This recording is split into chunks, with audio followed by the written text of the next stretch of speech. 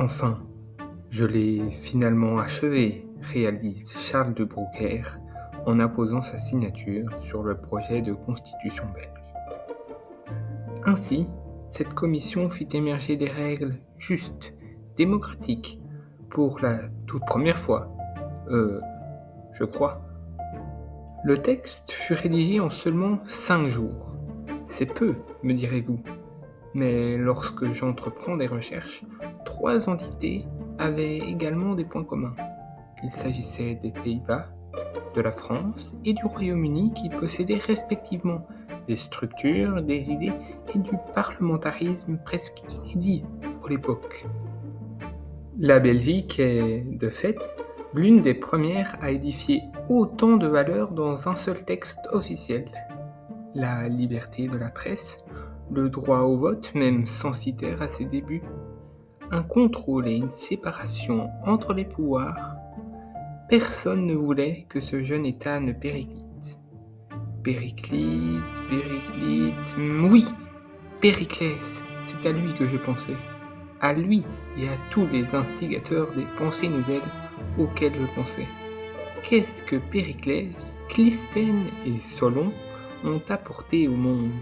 Ces 3 Grecs peuvent être considérés comme les figures de proue de la démocratie, du moins la démocratie qui a émergé dans les pays occidentaux.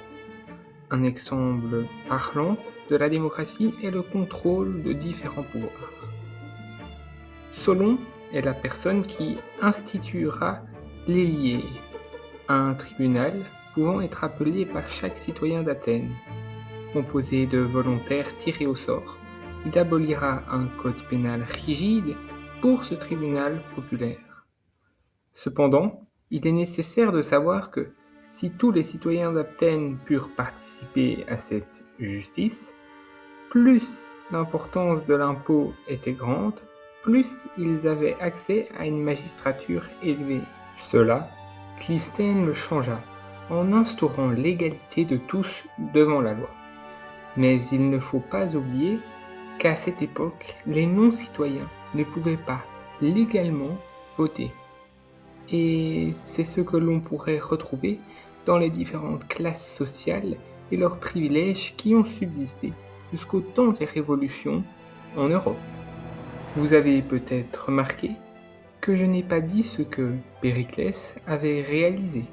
Et c'est exact car, bien qu'il soit de nombreuses fois érigé en tant que père de la démocratie, alors qu'il avait simplement instauré une compensation monétaire pour la participation aux assemblées.